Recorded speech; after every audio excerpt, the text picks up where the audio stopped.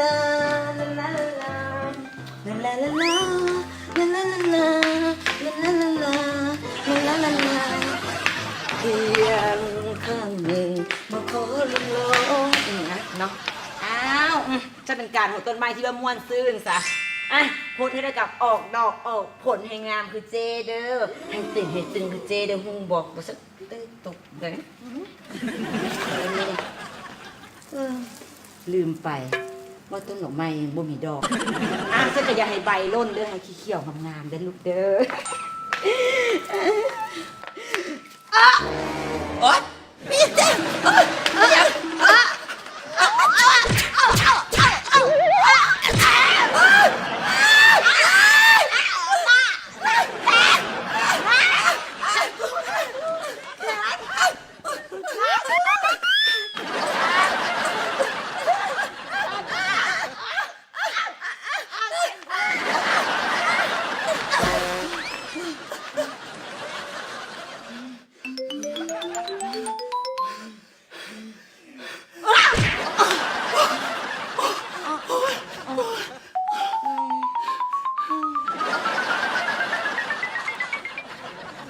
จริงอันนี้ไม่แพ้เซ็ตแว่นบอก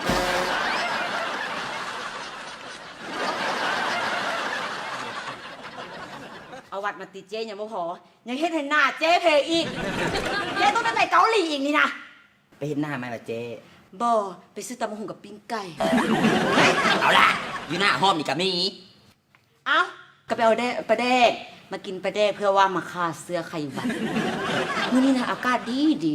ย้อนมึงนี่แหละอากาศจะจิบุดดิยิ่งหดมีเพชรอย่าเอาวันมาแล้วแรงนะอย่าคืนปัดคืนเห็นว่ามาซั่วให้นะฮะคุณเปล่าไปใส่มาโอ้ว่าสิไปวัดเจ้าโอ้ยทั้งหล่อทั้งแสนดีทั้งใจบุญอ้อย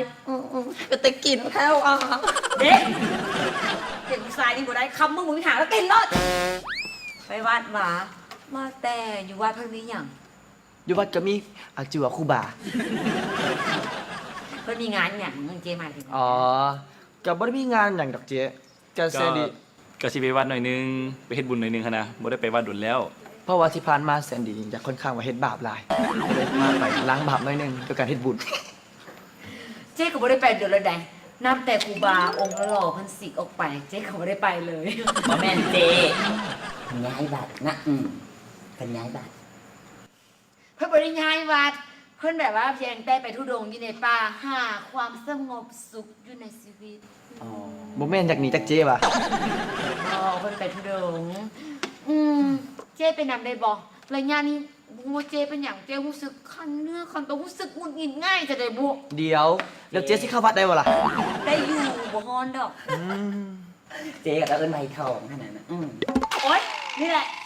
อาการของไว้สาวนะอาการของเป็นรุ่นเป็นสิแหละแบบมันคันเนื้อคันตัวแล้วมันแบบเจอฮ้อนนะให้เจ๊ไปนำเด้อให้เจ๊ไปเปลี่ยนสุดก่อนเจ๊ยังไม่ได้แต่งอย่างเลยขนาดยังบ่แต่งเนาะสุดบนต้นไม้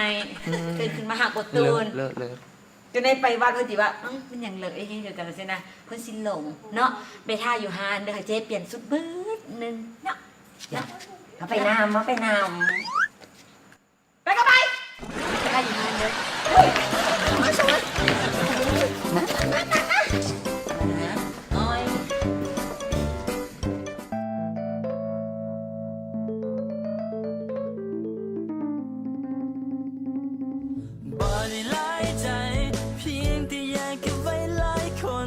นั้นเองอย่าบอกให้เลือกเลยจะเก็บมาไว้ทั้งหมดนี้มันก็คือหาจะเป็นแฟนหรือว่ากิ๊กก็ตาม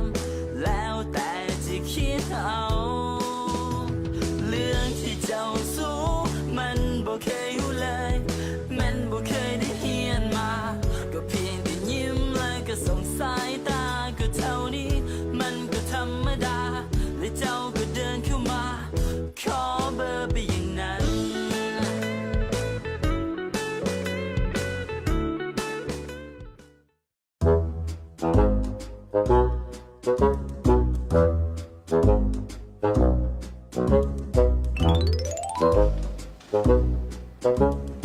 เ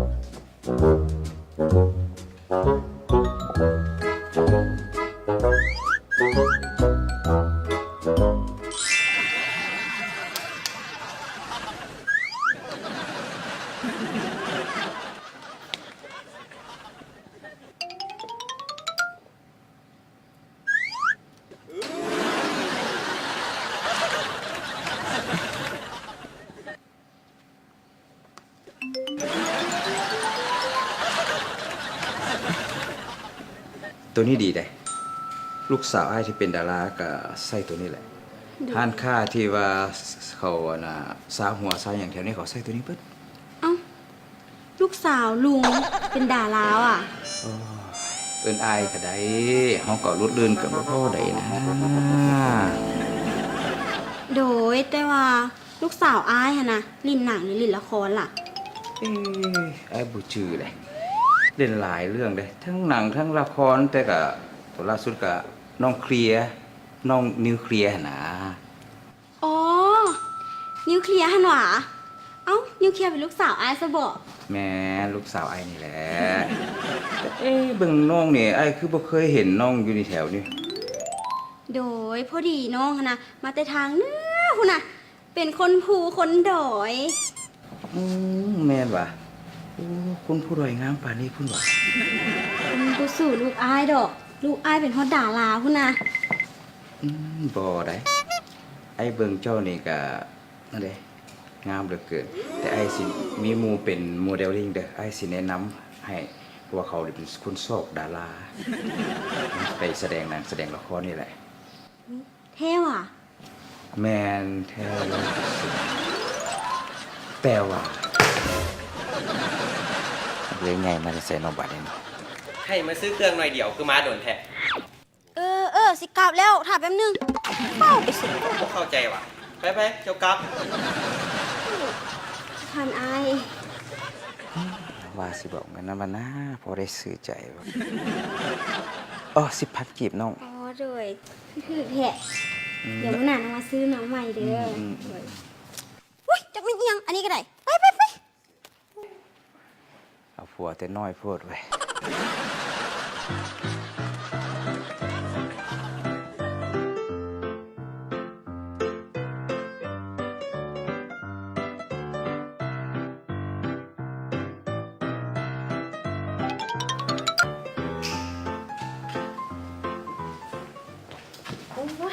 ตายละมาตกอีหยังตอนนี้เนาะ แม่นมากวะเอาบุญมาฝากพออยู่บ่ ใครแต่ยังว่ามาฮอดบ้านละจึงค่อยตกเนาะ คนนั่งคนแม่นั่งคนบ่แม่มันเอา ฮันแหละยามฝนกับโบแมนสงสัยมันฝนพิษฤดูแม่ฮัดชิว กันเบิดละ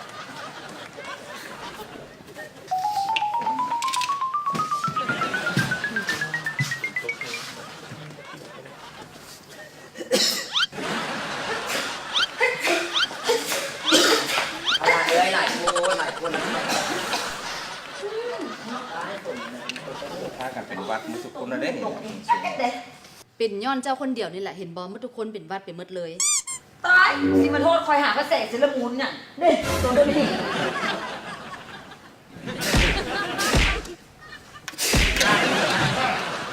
หัวหน้าเลยก็ไปหาเจมันแป๊บเดียว ติดบัตรมาซับ แซนดีแหละ เขาบอกแล้วมันบอกว่าอย่ามานางใกล้เขาให้บนี่ ติดวัดลำเลยนี่ เอาก็ครู่บ่าเพิ่นบอกให้ยับไปเสียเฮ็ดจังได๋ อันนั้นกับฮู้อยู่แต่กับใกล้เพิ่นบอกป่านนี้ครูบ่าอยู่ว่าเพิ่นติดนำระบบจัก บ่ดอกครู่บ่าเพิ่นติดนำเราได้แล้ว เดี๋ยวมันสิผิดศีล เป็นหยังสิติดบ่ได้เสื้อโลกได้บนผู้หญิง สำหรับเฮามันบ่แม่นเสื้อโลก มันเป็นหยัง เขาจะเอิ้นว่าเสื้อหัก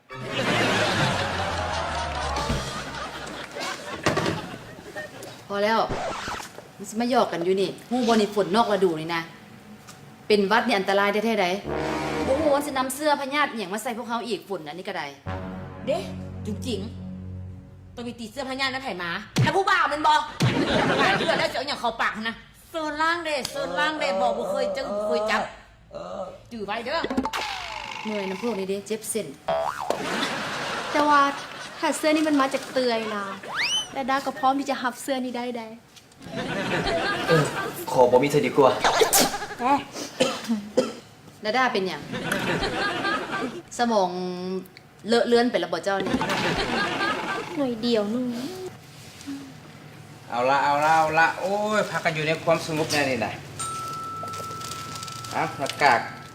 อนามัยนี่นะไปป้องกันเสื้อโรคเบิ่งสิพากันเป็นวัดมุสุกุลนี่แหละเอาแม่มันนี่เอาลูก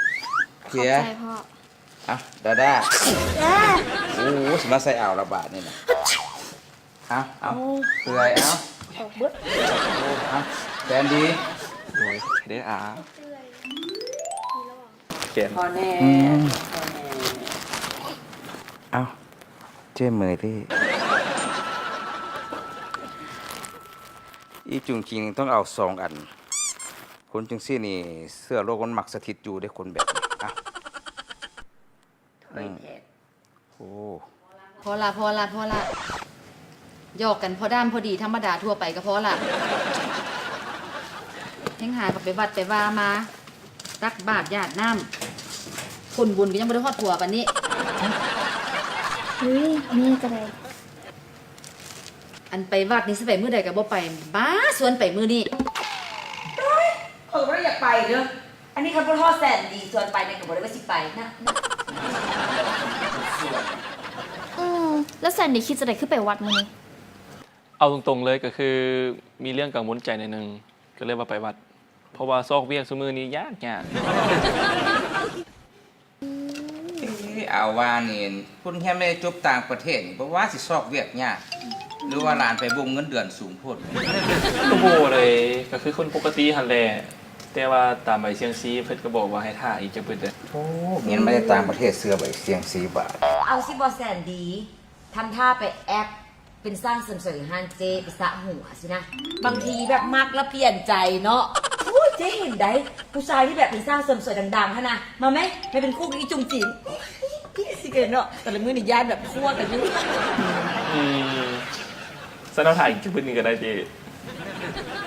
อ๋อคิดออกแล้ว ฉันไปเป็นเซลล์กับเฮาค่อยบอก เตื้อยนี่สลัดขนาด ต้องเดือนกันดี แมนเรียกซิลเดี๋ยวนี้นี่มาดีเลยเพราะว่าเบิ่งหมอเตยนี่นะบ่ได้หยุดได้เศร้าแต่ละมื้อหันโอ้เสียงพิงกังตลอด ไปห้องคาราโอเกะเด้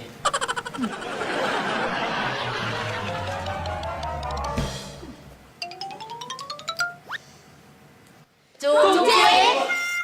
เก้าหาก็แสนอย่างนี้ละอันนี้ก็เสื้อโลกมาตีกันแบบ ขันหัวนะเจ๊ เอาหัวไปซุกใส่เหล้าไก่มาวะ เอาหัวในด้วน หัวนะ ไปขันหัวแล้ว เคลียร์ว่าเคลียร์สิไปอาบน้ำซาหัวดีกว่าเลยจังไหนซิตี้ไปกว่านี้ ฝนตกแม่ก็รู้สึกคันคือกันนี่นะ อืม บ่ฮู้ว่ามีเสื้อโรคน้ำฝนมันบ่ดีหรือบ่นี่แม่ไปน้ำ ไปแม่ไป ไป ไปเตื้อยไปซาผม มันบอกแม่แล้ว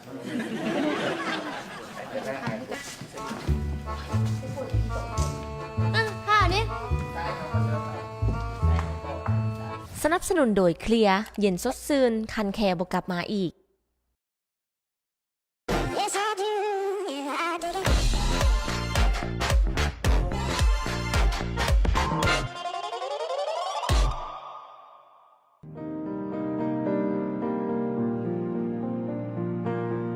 คนที่ต้องเฮ็ดเวียกนักทั้งเว้นทั้งคืน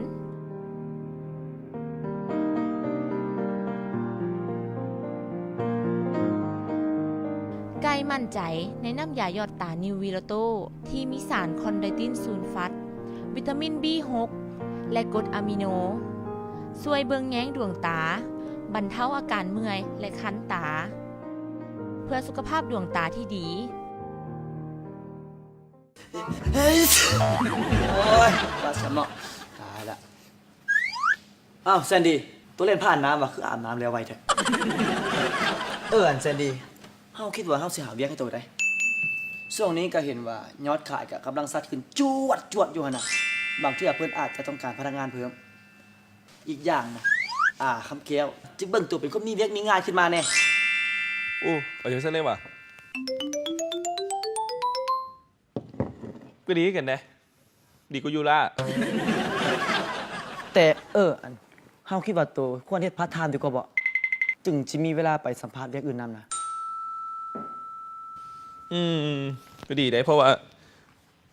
เขาก็ส่งไปสมัครไปแล้ว มีแต่ว่าหาเพื่อนไปสัมภาษณ์เท่านั้นแหละ โอเคสั้นเดี๋ยวเฮาสิโทรหาหัวหน้าเฮาเบิ่งเด้อเบิ่งหัวหน้านี่คันบ่ได้เบิ่งสิไปฟ้องเมียน้อยแล้วนี่อัลโหลสบายดีหัวหน้า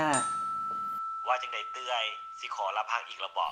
โอ้ยบ่แม่นหัวหน้าบริยุทธ์หัวหน้าตอนนี้ก็คือฮู้แหละหัวหน้าว่าทางบริษัทของเฮายอดขายก็เพิ่มขึ้นบ่ฮู้ว่าหัวหน้าเนี่ยต้องการพนักงานพาร์ทไทม์เพิ่มบ่น้อสิฝากผู้สาวเขาเวียกอีกละโอ้บ่แม่นหัวหน้าอันคือว่าสิฝากหมู่เข้าเฮ็ดเวียกนำนี่แหละพอดีอันหมู่มันว่างเวียกกันนะหัวหน้าบ่แม่นผู้สาวสำเนาะบ่แม่นหมู่ต้องเป็นผู้ชายหัวหน้ารอได้ตั้งใจเฮ็ดเวียกอีกคือว่าหัวหน้าก็ช่วยๆน้องแน่เด้อเอาก็ได้ให้เขาอยู่ใส่เดียวกับเตยเลยจึงสิสอนเวียกกันได้เด้อได้หัวหน้าบ่มีปัญหาเข้าใจเด้อเข้าใจเฮ้ยสบายแล้วตัวนะตัวมาเฮ็ดเวียกนำเฮาเลยสั่นเฮาฮู้แล้วอ่ะเฮาใส่ตัวเฮ็ดเวียกหยังก็เบิ่งหานมินิมาร์ทแถวนี้เด้เบิ่งแทนเฮาเลยหนึ่งในนั้นก็คือหานโอ้ติ แต่มันสิบ่คือจงใจเพิ่นว่า คือเวียกอย่ามัวแต่ยิ้มเลยมานี่สิสอนเวียกนี่เจ้าหน่อยนี่มา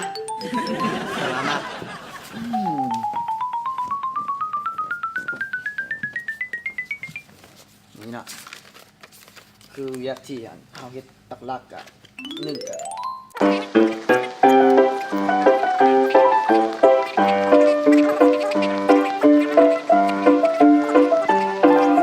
พิเศษเน้นหันนิวเคลียร์มินิมาร์ทเด้อเพื่อตัวจะได้มีแห้ง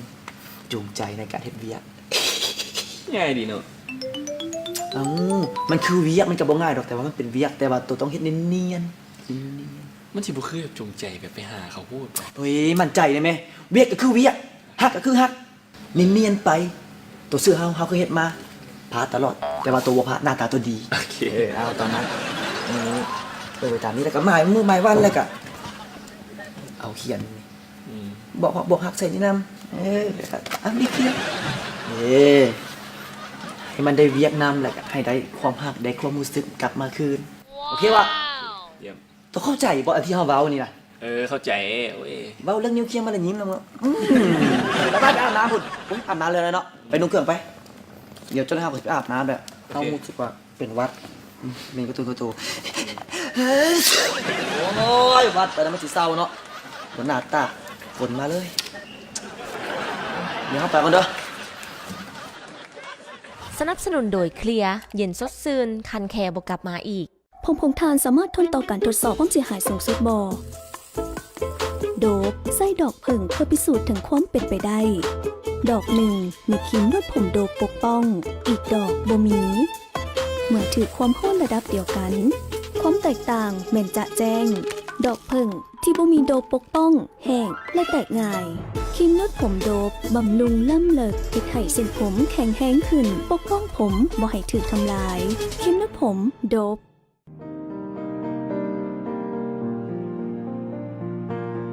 คนที่ต้องเฮ็ดเวียกนักทั้งเว้นทั้งคืน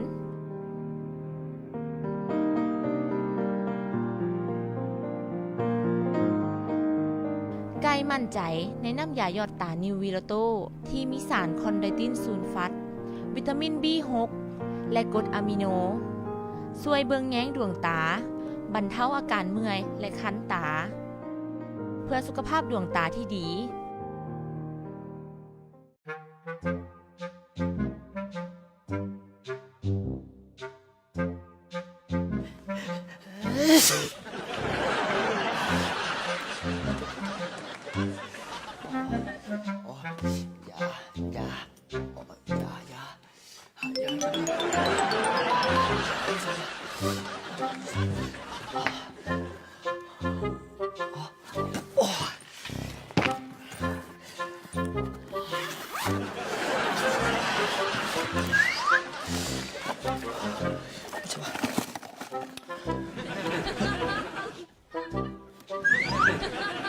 โอ้คือเม็ดใหญ่เด้อวะ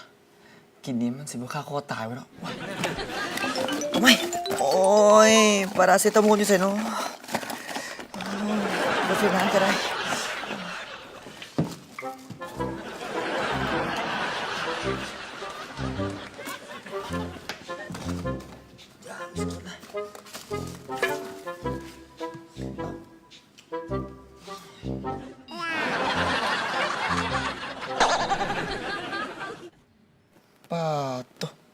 ว่าแม่นผู้ใดแต่งตัวสลอเลยเนาะ แต่งตัวไปเวียกเด้เขาต้องจริงจังเลยว่าแต่สิไปห้าไหนก่อน เฮ้ยคือเนาะฮู้กันอยู่ไปรถวันใดที่ว่ามีความหักนะ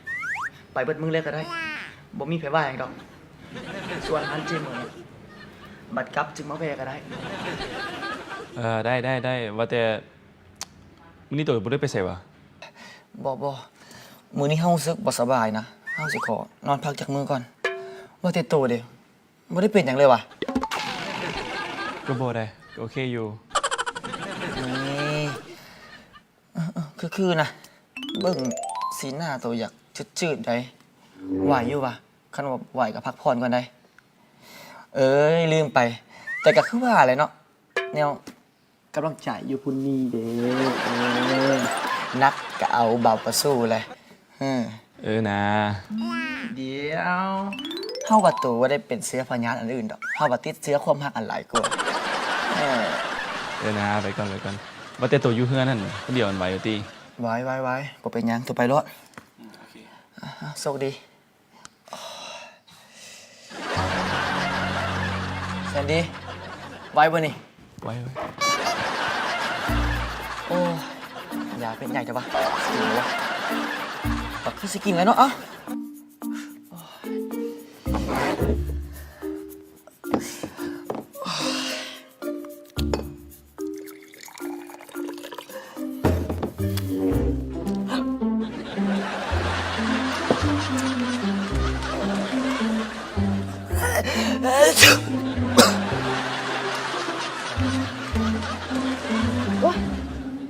เป็นจังได๋ แซน แม่ ดี้ ล่ะ เป็นไข้ด้วยนี่นะตัวห้อนหมดเลยนี่ จะได้ว่าพาแซนดี้ไปวัดบอกเนี่ยไอ้บอมหมายถึงว่าพาแซนดี้ไปห้องหมอบอกเตือนได้กินยาสำเร็จกับบูเซาสำเร็จต้องได้พาไปวัด